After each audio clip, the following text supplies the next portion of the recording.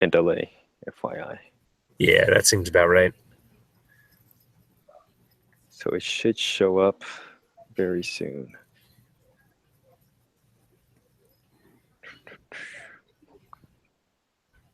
There you There we go. are. All right. I'm glad it shows our avatars. I think the world needs to know what kind of burgers that I eat. Absolutely. Well, it's not very clear what burger you're eating. Can you tell us about what burger that is?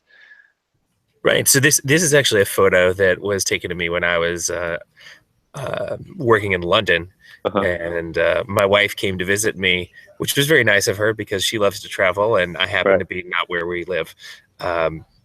And we went to this open air market whose name I always forget. I want to say it's like Edinburgh or something, but Mhm. that sounds like every London place I've ever been to. Right.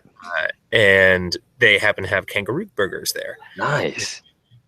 Was unusual and different, and so I decided to give one a try. And I do not recommend it for those that are fans of burgers. To be, It must be very lean, I'm guessing. it is quite lean, quite gamey. Yeah. Yeah, Lamb? I don't think I've ever had a gamier burger. Does it taste like lamb or like even gamier than lamb? Oh, it's way gamier than lamb. Okay. Wow. That- Gamier than venison? Yes, kangaroo is not a delicacy, I think, for a reason. Okay. Yeah. Cool. And how did you get it cooked? Do you cook it medium rare? Have it cooked medium rare or rare? Because the gamier the meat, you want to cook it even more rarer. You know, it's funny. I didn't ask. I was just like, give me one of the kangaroo burgers. There's no medium rare or rare. Yeah, I don't think that was an option on the streets of London. It was just give me the burger. If I Yeah. order like a venison at a restaurant, I usually get it like somewhere between rare and medium rare, probably less than medium rare. Mm. Yeah. I've had some really good. I mean, I don't like lamb, but I've had some really good lamb. I mean, if you can cook it right, it's delicious. I Yeah. do cook an awesome lamb, spicy Oh lamb yeah. curry. Oh, there you One of go. these days, man. One of these days, I'll have you guys over for dinner. Yeah. Well, you could just bring it to campus as well. What's That's too much work.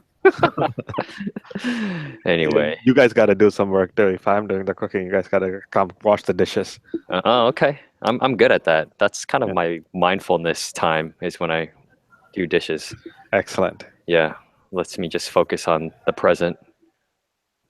So, as much as I would love to replace Check Please on KQED, which is actually a very amusing show where they talk about food all the time, Uh-huh. perhaps we should shift the focus of the discussion here to something a little bit more GCP related. Well, So, look, we have a double-digit number of viewers right now, and I think that they're just really enjoying us talking about burgers, dishes, lamb curry, and whatnot. see, I think that's the fall of all great podcasts. Is that everyone thinks that the banter is key, but having a focus is key too. I agree. Yeah. So I mean, with 11, yeah. I mean, it's very interesting. So we could kind of keep talking about burgers and whatnot, but maybe I'll ask you guys this. I mean, we announced Spanner yesterday in beta. I mean, it's been something that Google's been talking about for several years, right? The white paper came out a couple of years ago. Mm-hmm. And it's kind of, I'll call it the holy grail of databases. You know, what are your thoughts on who and where and when Spanner makes sense? I think Well- Oh, sorry. Go ahead, David. Yeah, so I am, for one, very excited about the release of Spanner. It's one of those things that's been talked about for a long time, and I've chatted with a number of people who are like, "You guys released so many great papers, with Colossus and F1 and Flume Java and Millwheel, and most of all of those have directly corresponded to a blue hexagon in the cloud platform, with a suspicious hole around Spanner." For a long time, and so I'm glad to see that hole is finally filled, and I like that we kept the name too. I'm glad that Spanner seems to be an identifiable name that people already know what it is, and I think it's great that we're finally making that available. my personal opinion is that with any shiny new piece of technology, there's a tendency to say it's the be all end all of everything. But Spanner is very specifically designed to solve the massive data storage and retrieval problem for relational databases. So everyone knows the CAP theorem, where you tend to get to pick two for C or A or P. And what we've made the claim here is that we are attempting to do all three of them at once, which is really cool. David, you want to, for some people who may not be familiar with CAP theorem, you want to just give it 1 minute on it? That's an interview question. No question. Well, so the idea behind CAP theorem is that's CAP with capital letters, and so it's an acronym. The first stands for consistency, so that it's common in a lot of NoSQL databases, for example, that if you make a write, the read isn't necessarily immediately available. This is usually true for classic RDB relational databases, but not so true for NoSQLs. Spanner fulfills that one in this case, even though we have other products that fulfill other use cases in other directions. The A is availability. So the idea is that basically you need to be able to stay online all of the time. The classic problem with relational databases is that you tend to need a failover, or you need a backup of some kind, and there's usually some sort of downtime if something goes wrong with your primary that you have to switch over. And there's been various configurations to try and address that, but NoSQL databases tend to be much stronger on that regard because they're built to be distributed from the get-go. And then P is partition tolerance. So the question being, like, how splittable is your database across different machines? And so we're trying to hit the sweet spot of all three, which is the sweetest spot, I guess, on Spanner. And it's really good because it uses SQL semantics. It is more relational. So it's got tables and all that good stuff. There's some cool things that you can do with interleaving your data on the same node, so you can help speed up your queries based on how you distribute them into the platform. And I will admit, before I say much more about that, that I'm still reading some of the details on best practices on that, so don't quote me on that one too much. Yeah. But we basically sync it all up with all of the power that we built at Google over time to try and run all of our different applications. So it's a database that's really premised on the idea that if you build your infrastructure well enough, then you can get at pretty much all of the different components of.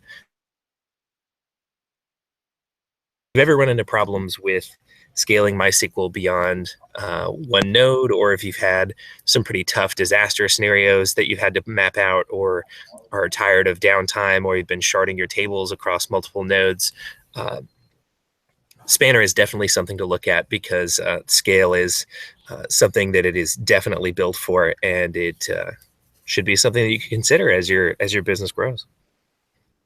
So for me, the interesting thing about Spanner is, if anybody who has dealt with on-prem data centers and databases, one of the challenges constantly customers face is, how do I deal with my multi-data center problem? Because now I have a database sitting in one data center which needs to be consistent with another. So people use a wide variety of tools. Say if you're an Oracle shop, you use the Golden Gate platform to actually do your replication across data centers. And anybody who has done that knows that it's not a simple problem to solve. It is actually quite complex to define the conflict resolution rules, because you don't know what you don't know until something completely goes down and you're left with data which is in like mid-flight and whatnot. So this actually addresses a problem, and now companies who are global can look at a global database, which was not possible up until now. Oracle has been around for 30 plus years. They still haven't cracked that problem, right? The answer which every customer gets is set up databases in different data centers and set up replication. That is never a true solution. But with this, it opens up so many different possibilities which customers have shied away from because of the challenges involved with doing this. So I'm very excited to see, because there are always the standard use cases for customers who need a database, relational database which can perform and scale and whatnot.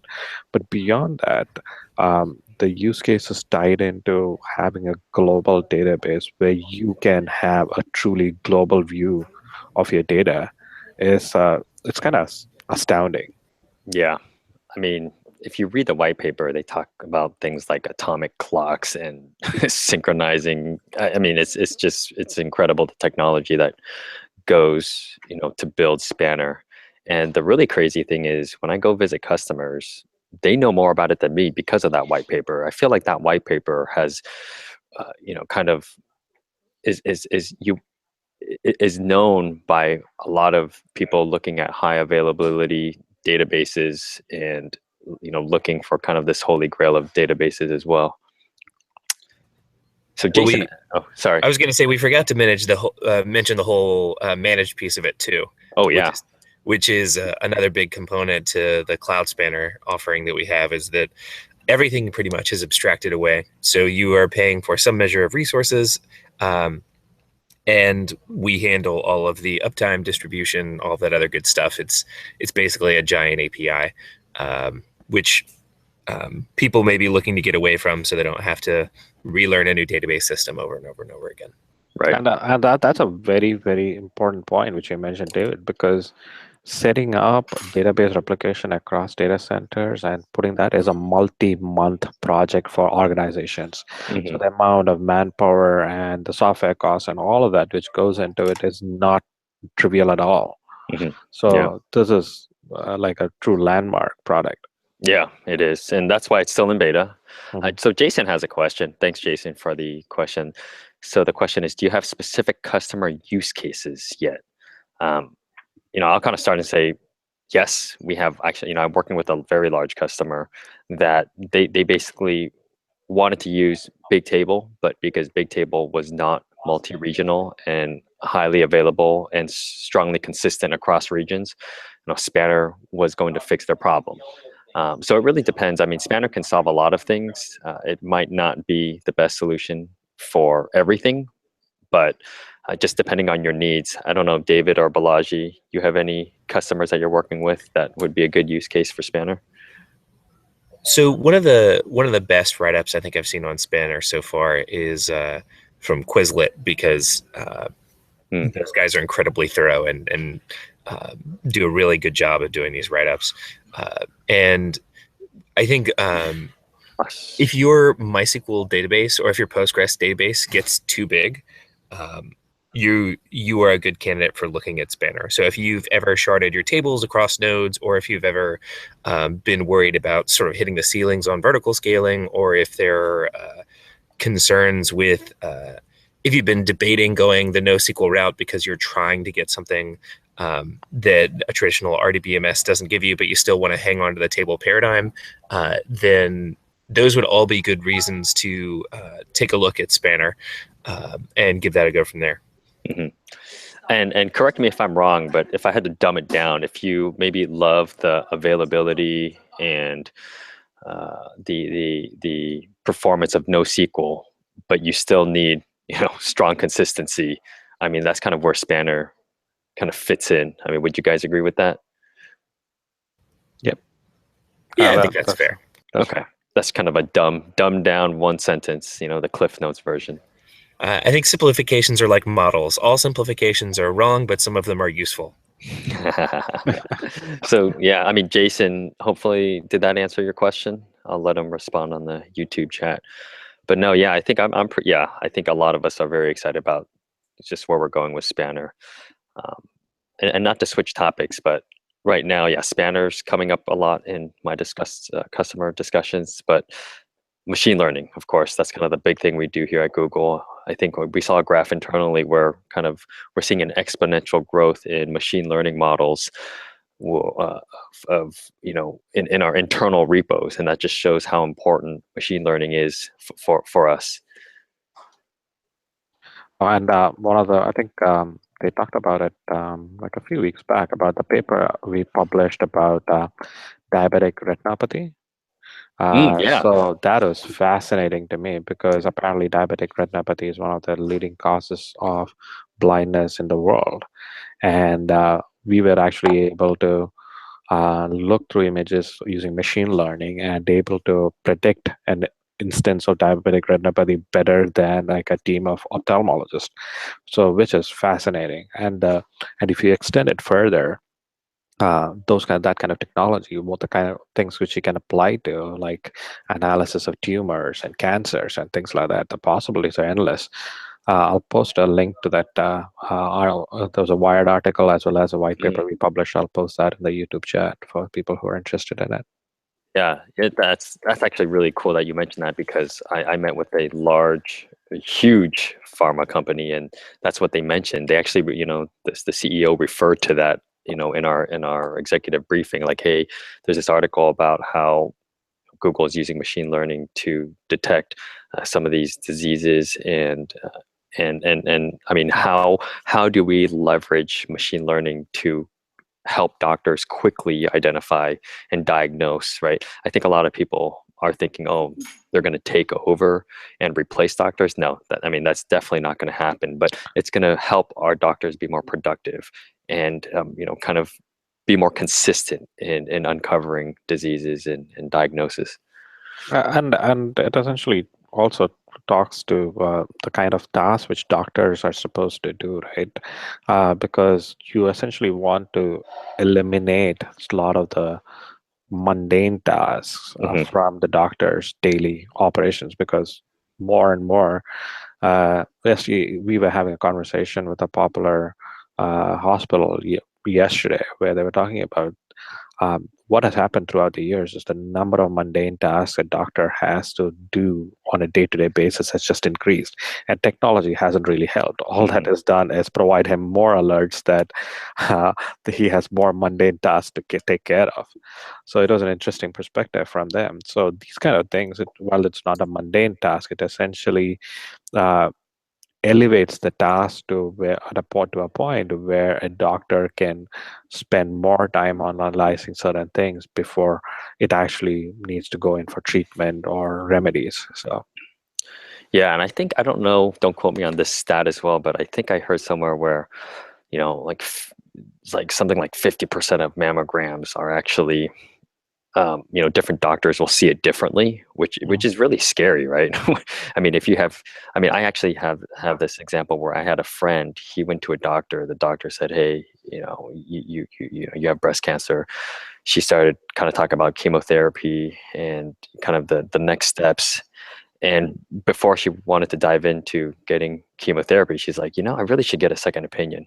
Goes to the second doctor, and doctor's like, no, you don't have anything. Like, who told you that you have, like a lymph or, some kind of cancer? And I mean, it's just shocking, like how different doctors can misinterpret these screenings. And I mean, the one thing that machine learning can do is kind of at least offer a unbiased and a consistent evaluation of what the machine thinks it is. well, actually, we were talking to a head of a department of radiology like a few weeks back, and they have this tons and tons of data about radiology images which sitting in the hospital. And what he was saying is, hey, you take a radiology image and show it to 10 different radiologists, you'll get probably 6 to 7 different Yeah. opinions on it. So being able to apply the machine learning around all these images they have and build some expertise around it, so that at least you can get to a point from where you need to make a decision rather than starting from point zero, I think that's invaluable to hospitals and the healthcare industry. Hmm. I wonder how well, how good machine learning can get. Like, I mean, we were talking about burgers before, but do you think they'd be able to identify between like a kangaroo burger, beef, cow, chicken, like like how good do you think it'll get? But I But guess it really depends on the data, right? what was that? I was listening to an article on NPR about them manufacturing beef-like material from soy. Was it from soy? I forget it exactly. It exactly feels like, and they put it to a blind taste test, and people were like, it looks like a burger, and it feels to the mouth feel as well as the kind of the texture and all of that. Essentially, it's exactly like a burger. Mhm. So maybe I don't know if even machine learning can discern that right there. Yeah. But I think there was another paper published around machine learning where we programmed bots. I think one was about collecting apples. We had two bots competing to collect a bunch of apples, and they had some rules around it in the sense that each of those bots had a laser which it can shoot at the other one, and it was able to mimic human behavior so closely. It was kind of scary That's in the crazy. sense that when the number of apples were large, the out they were cooperative and not shooting each other. But as the number of apples dwindled, they start shooting at each other and so on. So there was a similar experiment about these bots cooperating to catch a prey. So again, their cooperation to catch a prey was apparently very human-like. That's incredible. I think I think our research at Google released a blog about machine learning to predict parking difficulty, and it's just, I mean, I would suggest reading the article if you have any interest in machine learning. But I mean, it's fascinating that we have the smartest data scientists in the world, smartest engineers, and in the article they basically say their predictions on which data points would influence parking difficulty were completely wrong. Like they just totally didn't get it. And I guess at the very end, I won't ruin the punchline, but they found out one of the kind of non-trivial, uh, kind of the non-trivial data points were actually the highest influencers or the highest weights in determining parking difficulty. So I pasted the link there. I think that was a really good read. Cool. Yeah. So everyone's pretty quiet. We still have double-digit viewers. I guess they really do just like listening to us. Yeah. Yeah. We're going to have to take the show on the road. Go on radio. Yeah. We'll have to compete with the GCP podcast. Maybe, I mean, right now, this GCP online meetup is kind of organically. Oh, there we go. We got some questions now. What makes people prefer AppEngine Flex over standard environment, except upgraded language version? I have an answer to that. Balaji, David, you want to start first? I think you should take this one, Jonathan. Go for it. Oh, there you go. Put me on the spot. Okay, well, Nijin, hope I'm pronouncing your name right. But so for me, I have customers who want to control the runtime that they currently have. So there's some benefits with AppEngine Standard, right? Is we take care of the operating system, securing, updating, auto scaling, all that great stuff. But you are limited to certain runtimes, and I think I'm going to say Python, C, Java, and Go. So if you have maybe specific versions of Python, specific versions of Java, some other kind of language that we don't support, you can't do that with standard. And that's kind of where Flex comes in. And I think that's kind of the big one that I see. I'll let Balaji and David comment on that. Yeah, I would phrase it as AppEngine Standard was originally conceived sort of off the way that we develop internally here at Google, where a lot of the developers, they don't have to worry about infrastructure. They don't have to worry about deployments or any of those types of things. They sort of build their code. They click build. It runs against all the automated tests, and then it's deployed in a way that they don't have to manage all of the rest. And so AppEngine Standard is sort of a reflection of that philosophy out in the world. And in doing so, you have some limitations around which runtimes you get. AppEngine Flex is starting to move down the stack if you want to get more control over it. Obviously, if you go to the absolute base level of managing the individual virtual machines, that could be as low as it gets. But taking a stepping stone in that direction is where Flex comes in, and that allows you, like you said, to have a little bit more control over your runtimes if you wanted to run Python 3, or if you wanted to change to a different type of runtime, you can just add a container in there, but still have some of those other managed aspects of App Engine standard, then that's a good sweet spot for you.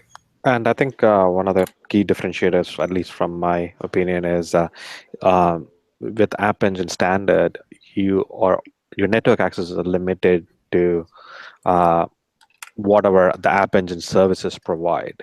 But with App Engine Flex, it's fully open for you. You have much wider access to whatever you can use. Right. So I think that's a key differentiator, especially I think all of the life cycle of applications almost tends to be they start out on App Engine, and as the functionality requirements increases, they move to App Engine Flex or maybe even Kubernetes at that point. I think that's a typical life cycle model. Yeah. One other thing that I've heard customers wanting to use Flex is that they can control, and correct me if I'm wrong, they control the size of the actual VM that it runs on underneath. So if they need like a larger amount of memory and CPU, that's possible with Flex as opposed to standard. I think you have a smaller set of choices. Do you know if that's right? That is true. Okay. Yep. Yes, I got an answer right. There you go. All We right. should keep a scoreboard. I know, because about 99% of the things I say are wrong, right? Yeah, but some of them are useful. Some of the 1% is useful. So Nijin, hopefully, well, number one, hopefully I'm pronouncing your name right, but number two, hopefully that answers your question. Jason, again, thank you. What can you get? ML managed service. All right, that's perfect. I love ML stuff. So, I mean, ML managed services, there's kind of different layers. I think the first layer is are completely kind of, you just send an API request and we give you the answer, right? So for example, Vision Translate, let's see, Vision Translate, what am I missing, guys? Vision Translate, Vision Speech, yeah. So those are all things where you basically just send them some data, like through an API call or even command line or even through the web GUI, and it spits back a response. So, if you want to translate, I don't know, English to Japanese or something, you type, you send a API request with your English content and it just spits back Japanese. That's like completely managed and trained model, right? You had to do nothing. You provided nothing but what you're asking for. So the second layer, I want to say is the tensor. So our cloud ML itself is a managed TensorFlow environment. So if you're planning to train your own models, let's say you want to train, we had this example about let's try to identify between a kangaroo burger and a lamb burger. Right now you give that to our Vision API. We have not trained our models to do that, right? So it's probably going to spit back an answer and say, this is a burger. In order to train your own models, you need something like a machine learning platform. And so Google kind of TensorFlow machine learning platform, and it's open source. In order to train your models, you have to still set up infrastructure. So you have to figure out how big of a TensorFlow environment you want, CPUs, memory, you're managing the OS, you have to install runtimes, libraries, all of that. So if you're going to use TensorFlow on your own, you can absolutely do that, no problem, but you're dealing with a lot of operational complexity. So with the managed ML, which is the managed cloud ML, our platform, all you do is you point to where your data is, you write your code, and you run it. So you're not managing the installation, the upgrades, the batches, and the security of those instances. And I'll let Balaji and David kind of elaborate on anything I missed. Yeah, I would say it's very analogous to how we do Dataproc. So Dataproc is our solution for managed Hadoop. And on the one hand, when you're running Hadoop on your own, you need to set up HDFS. You got to make sure that all your runners are in place and yada, yada, yada. Whereas with Dataproc, you essentially click a button and it spins up the cluster for you. And the interface that you get, while you could SSH into the individual machines, you essentially have a form that lets you fill out a job. And then you just paste in your job, point it to the data that you probably store in Google Cloud Storage, and then it runs. And then you can turn it off when it's finished. And the idea is to be somewhat similar for TensorFlow, where we have a much more managed solution for you. You can just submit the job that you need and make the model run from there, rather than you having to roll it all yourself. Yeah, the way I look at it is like a ML, cloud ML is like your open world game. right? You can do whatever you want there. Bring your own data and build your own models and run it without ever having to worry about infrastructure. So in some ways, it's Cloud ML, the AppEngine version for ML. Maybe I'm going through way too left field, but anyway. I mean, it works. I think if you, Yeah. I think that sort of works. But I mean, ultimately, I tell customers to see if our models work because obviously we have a tremendous amount of data that we can train on. So we're probably much more accurate than the model that you'll be building. However, if there are specific items that you want to train on, like we had mentioned, like a kangaroo burger, we probably have not trained our systems to do that. So that's when you need to, look at how to build your own and train your own machine learning models. Yeah. So Jason, hope that answers your question. I had a really interesting customer actually. So what they're doing is they offer interior design services, and they're talking about, oh, we want to train our own models to do this and that because we want to see the color scheme and the palette we want to recommend. And I was like, you know what? Why don't you try using our Vision API, right? Just for the heck of it. So they would upload things like, bedrooms, bathrooms, things like that. And surprisingly, our Vision API was able to capture what room it was and the different colors. And ultimately, they were able to use that information to make interior decoration suggestions. So rather than train their own models, they were able to just use Vision API to do that. Yeah, actually, on our website, you can actually play around with the Vision API. You can just upload images, and it will detect a wide variety of things, including logos, writing in the pictures, and it'll even discern what's going on in the image. I uploaded an image of Warriors, basketball players standing around, but there's nothing in the image to say, yeah, they were wearing basketball uniforms. Apart from that, there's nothing in the image to indicate that they're playing basketball, but it did say playing basketball. It's a team sport and whatnot. Yeah. And it was able to discern the numbers which were on the jerseys Wow. of the players. So it's kind of cool.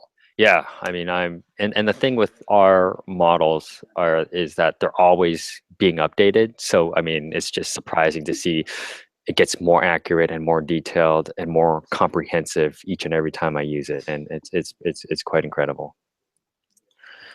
All right, so Lalit has a question. BigQuery table has data with nested/repeated columns in JSON format. What's the recommendation to update the data for the nested repeated columns at the later time after the first data load?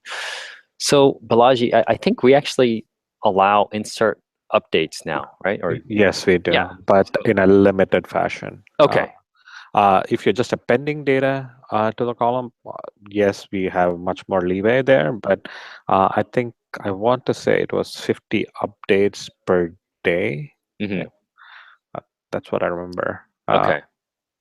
Yeah. So Lala, I don't know. I mean, this was an announcement maybe 1 or 2 months ago, but we did announce that we are able to basically, what is it like? The DML. We have those capabilities now with BigQuery in a limited fashion. So see if that addresses your need, and feel free to comment if that does not.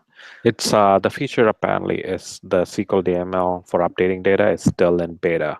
Oh, it is. Okay, got Yeah. it. Okay, thanks for clarifying that. So, I mean, the good news with beta is you don't have to get special approval. You can just use it. I think the only difference is you don't get what is it like? There's no SLA on it, right? Like if something, basically, don't try to use it in production, I think is our recommendation. Yeah, so the maximum update delete statements per day per project is 500 right now. Oh, 500. Okay. Yeah. Per table is 48. Got it. Okay, Yeah. and I'll send that over. Cool. All right. Nijin has another question. Could you please share a few customer success stories who recently moved to GCP other than Evernote? Man, there's a lot actually that I know Evernote was the most recent one. I know Spotify is a big one. Snapchat just announced that they were committing what, like 500 million a year on GCP. Um, I got to think about other. Spotify. Oh yeah, Spotify. Yep. Yeah. And then let me think. I mean, there's a lot of. I don't know. Let me check if this Um, one's public yet. Yeah, I think there's a bunch of references on our website where you can actually even filter by the industry which you're looking at. If you are looking for a specific industry, I think you can do the filtering of that on our customers page on our website. Mhm. So we have FIS, Spotify, Airbus, BNP Paribas, Evernote, Coca-Cola, Yeah. HTC, Zulily, like a Yeah. whole lot of them on there. So uh, it's worthwhile going looking to our website, and you can actually even search by products or industries or regions, uh, and that should be. And each of those customer names has a case study associated with them, Mhm. so that should actually give sufficient information about what they're using and how they're using it. Yeah, actually, I had to double because we do have a lot of customers that are using us that we are not allowed to share. But actually, Netflix, I had to do a search, make sure they're also. I know they talk a lot about their Amazon usage, but they actually also use some, use Google Cloud Platform as well.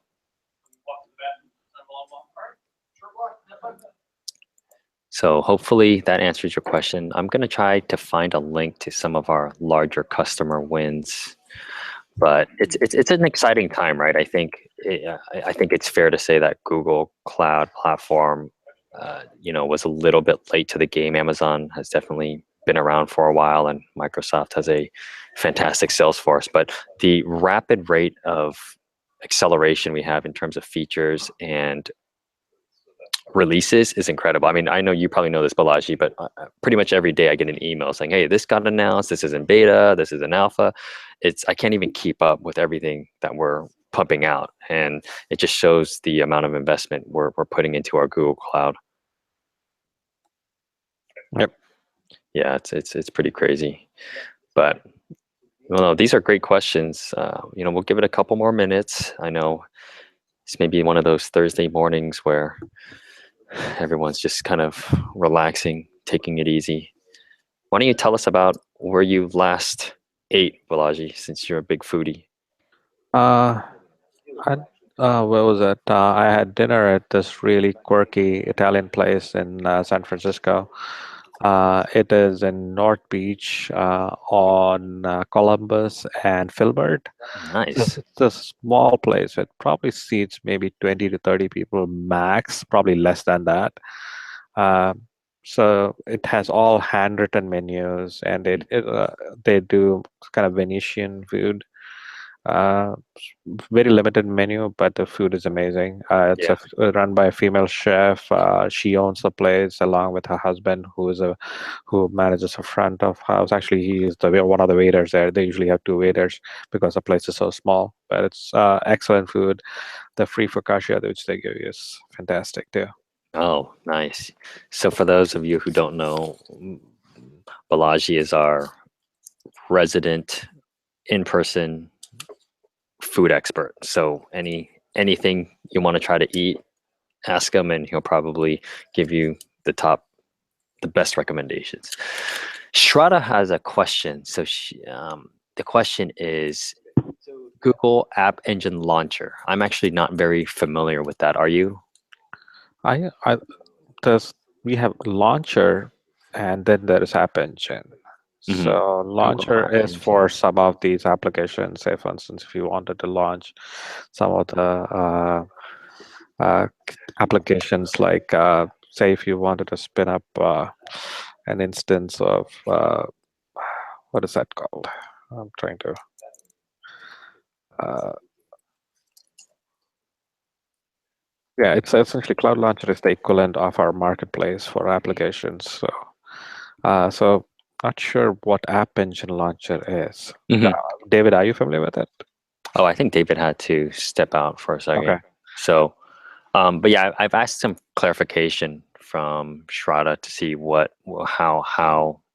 how it was being used. We'll kind of jump to the next question. Can you name any mission critical internal apps at Google that are using Spanner? I know them, but I'm not sure if they're public. Let's see. I mean, it's we pretty much use it for.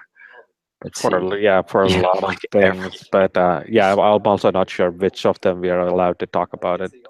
Yeah, So- I'm pretty sure the white paper talks about exactly why we built it and how it was being built. But I mean, you can think of it as kind of supporting everything that needs global high availability, which is kind of almost nearly all of our products, right? If you think about it that way. So Shraddha says that the AppEngine launcher has been deprecated. So yeah, I have never come across that before. So yeah. Okay. So I'm on TechCrunch. Hopefully this is public, but it says Google Photos at least is one that can be mentioned, and then let's see here. Yeah, I think the best thing to do is just Google search it, and I'm sure there's a lot of things will come up. But yeah, the AppEngine launcher. Okay, so I guess I'd like to understand. I did it as search. I don't. I think it is. I'm seeing a Stack Overflow post which somebody's asking about it. It Why looks is it Google? like there is a Google. Let me see. There's a Google Groups posting. I'm just pulling it up. I think it is almost support for DMGs for your Macs. So I'll send Okay. you a link to that, Jonathan. Okay. Post it. Yeah. Yeah, I think I just want. I think there's a lot of maybe smaller products out there that I'm not very familiar with. I'd like to understand how you were using it, Shraddha, just to understand if there's anything that was replaced with a different name. So let's see here. Whoops. Oh, that's not supposed to happen.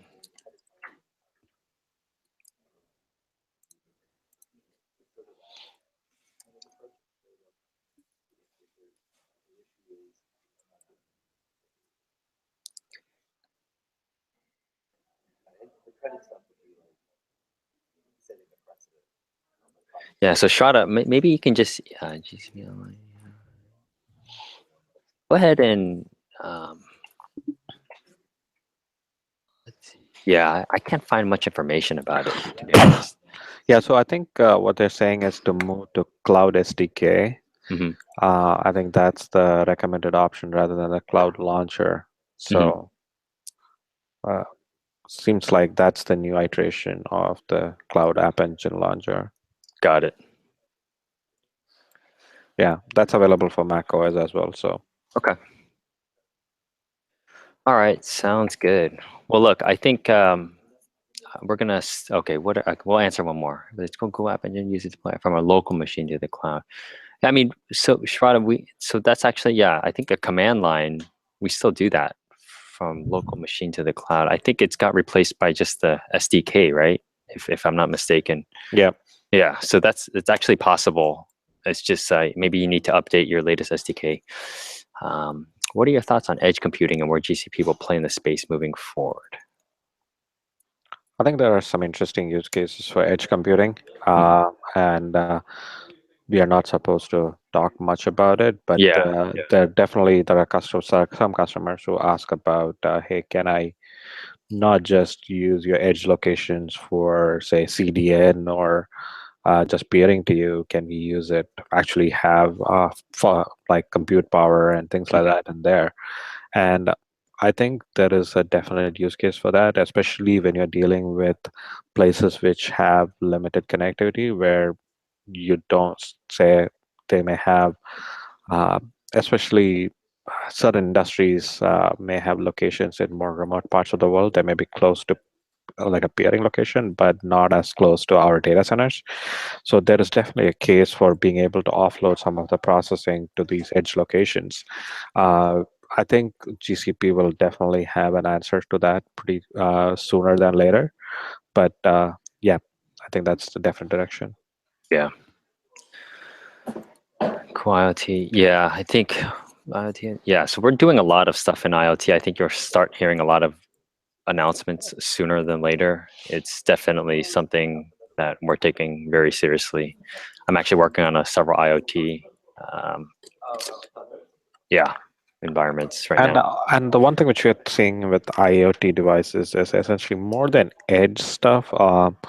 We are seeing a lot of use cases for being able to communicate locally. Say, for instance, if you have a wide variety of IoT devices, say in a store or something like that, and you may have a hub associated with them.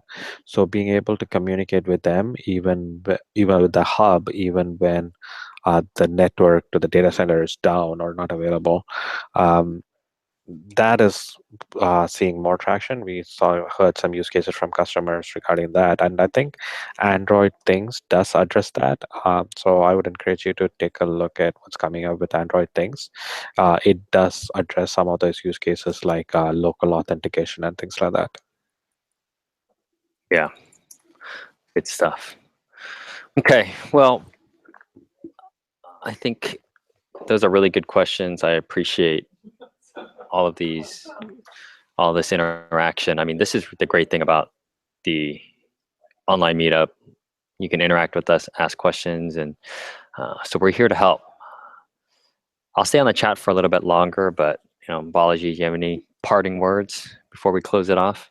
No, this is great. Yeah. Hopefully we get more and more people on this, and we get excited about Google Cloud Platform and all the interesting technology aspects we are doing. I think the biggest differentiator in my book, as far as differentiator between GCP and other providers, is the way we look at technology and how we approach it, rather than trying to look at it as, hey, switch off your VM in this data center and move your stuff to this VM running in the cloud. We actually look at what is a better way to do what you're doing right now. I think that's the key differentiator for us, what I'm concerned. Yeah, no, that's good points. So thank you again, everyone, and just really excited to hear from all of you. And please share this channel and share the meetup with all your friends. We're just really